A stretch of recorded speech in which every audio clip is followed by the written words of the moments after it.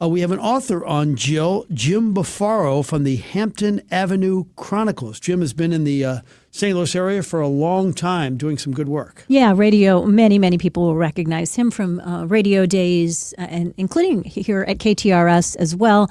Written a fun memoir about growing up in South St. Louis City in the 1960s. There's some really fun stories in there. I haven't finished the whole book, but I've really enjoyed what I've been able to read so far. It's good stuff. Have you ever thought about writing a book? Oh, you have written a book, but what about your life? No, I don't think my life is nearly interesting enough to have written a memoir. Although really good writers say that you could write a memoir about the most boring life in the world that from the outside and make it interesting if you're a good enough writer. And so I have neither of those things going for me. A lot of people have written books not a lot, but there's been some written books about their careers in the media. And I don't know if they ever really sell, and I don't know if anybody really cares. It'd have to be a real tell-all book, but even that, I don't get it. No, I mean, there's something to be said about, sort of maintaining your story for posterity and for family and others. And I like good writers, good journalists who can tell a good story, which he does beautifully here. It's very short vignettes of parts of St. Louis life that so many of us can relate to. It's kind of in the style of some other good journalists who've written books, Bill Bryson and others through the years. So I think it's very enjoyable. So glad you're with us on the Frank and Jill Show, especially because you're going to love this next conversation. Hampton Avenue Chronicles is a book written by Jim Bafaro, a name you recognize, retired St. Louis radio personality and radio news reporter. The book is full of wonderful St. Louis nostalgia, reflection of Jim growing up in South St. Louis in the 1960s and 70s with a focus on the life in the neighborhood where he did us growing up over in the Hampton Avenue area. A lot of personal stories, a lot of local culture. I haven't quite finished it, Jim, but I've read a lot of it and I've been savoring it. It's just some really fun stories, even for those of us who didn't grow up in St. Louis in the 60s and 70s. Tell us how you decided to focus the book on that era of your life. Yeah, well, first of all, thanks for having me, Jill and Frank. And I do have to mention one thing. You mentioned the name Bill Bryson earlier, and his book, The Life and Times of the Thunderbolt Kid, is one of my favorites. Oh, really? And if this book even comes, within 10% of being as good as his, then I will consider that to be a great feat, because he was just tremendous. It is that good. By the way, I'm a big fan of that book too, and Walk in the Woods. And immediately in chapter 1, I thought, wow, he's that good of a journalist and a storyteller. So I really do think there's a lot of similarities there. Yeah, and the other thing you said is when Frank asked you if you ever considered writing a book, and you said a great writer can make a boring life sound interesting, and my chest puffed out at that one, because that's me, man. I mean, I didn't have the best life in the world. I wasn't jumping off of bridges or anything like that. It was just fun stuff that we all experienced in that era. And to answer your question, I had been writing a blog, and I'd put it on LinkedIn, and somebody had suggested, because I had gotten out of the business of broadcasting and of writing, and keep your hand in writing. So I was writing about business topics, and boy, that was boring. If there was one thing I don't know and really don't care about, I don't care about pivot tables and PowerPoint presentations. I liked writing about stuff that was fun to me and fun to research and fun to remember, and I started getting that in front of friends, and they said, this is what you ought to be writing about. And before you know it, I had a whole collection of them. And rather than, I have friends who've written books, and I thought, well, let me give a shot to this.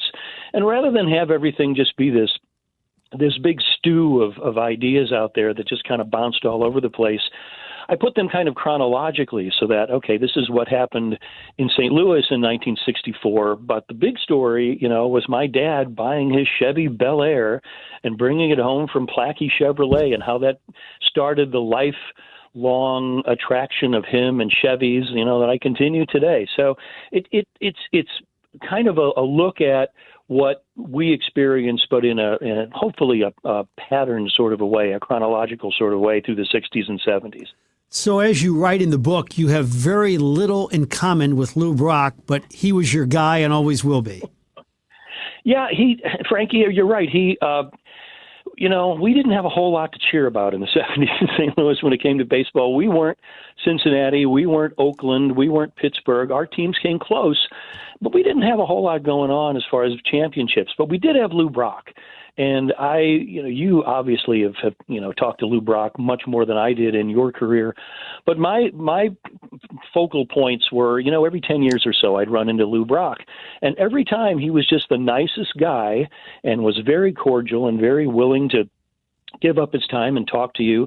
And I consider him to be my first man of baseball. He is the guy, when you're 7 or 8 years old, you put away your Army men, your G.I. Joe, and your Lincoln Logs, and you start collecting baseball bats and baseball helmets. Remember those crummy plastic baseball helmets that we all had? Yeah. And they had the little warning in there, not for protective use, because they would crack if you look at them. And, but he was our guy, and he was, if we had nothing else, we had Lou Brock stealing bases and setting records that way. So, yeah, I consider him to be my first man of baseball. If you're just joining us, of course, you recognize the voice of retired St. Louis radio personality Jim Bafaro, author of the great new book, The Hampton Avenue Chronicles. I loved how you described your neighborhood of growing up about a half a block east of Hampton Avenue on Goethe Avenue, and just the friendships and the freedom that you seem to have living as a kid in the era of the 60s and 70s. Did it make you nostalgic to think about it enough to write like this? Oh yeah, and the first thing I really should mention about that is anybody who is a devotee of Johann von Goethe, the playwright, the novelist, the scientist from Germany. That's how you pronounce the name. But we pronounce Goethe, Goethe. So anybody who pronounces it correctly gives you the kind of the side look. It was Goethe, and it was always Goethe. And I thought about naming the book Goethe Avenue Chronicles, but I thought, well, nobody's going to know how to pronounce it when they go to a bookstore. It's like, what? What are you talking about? So, we had all kinds of stuff. And I think I mentioned in the book, we didn't need to venture too far out of our neighborhood because we had everything. We had, rambunctious people down the street. We had an arsonist in the neighborhood. We just had all kinds of fun stuff. We had the rambunctious family, was a group of boys, and they just got into fights all the time. And they were just, they got into a fight in the house once, and they knocked down the door that went to the basement, and they slid down the basement steps like a sled into the basement. And I always considered their dad would sit out there at night and drink his scotch and water and listen to his Al Martino records in the dark on the on the front stoop. So, well, that doesn't sound like much fun. And then the older I got, I remembered the kids sliding down the door. That I guess that kind of makes sense that he needed a little bit of a refuge. And I mentioned to you, I've had some friends that live on the same block you grew up on Goethe, and apparently it's still the same, the family-friendly, kids riding their bike to each other's houses kind of neighborhood. So it's nice to see that some things don't change too much. You write also about your years, I think it was at Nottingham Elementary and Bishop de Burgh High School as well, and just the interesting variety of people that you met through those experiences. Oh yeah, it was a great time, and I still keep in touch with some of those people. We have reunions, and a lot of them were a little skittish about what are you going to write about me, but it's all good. It's all good stuff and great memories. And we had a reunion a couple of years ago of my Nottingham class. It was, I guess, our 50th anniversary of our graduation in 2024. And we invited a guy, and he came in from Boston. I said, why are you here? Why would I not come in? This was like the most fun I ever had in my life. Of course I'm going to come in. So that was a tribute to the fact that we did have a lot of fun and a lot of lasting memories. Jim, the book, of course, called Hampton Avenue Chronicles. I've really enjoyed it. I think you will, too, everybody listening. People can pick it up wherever books are sold?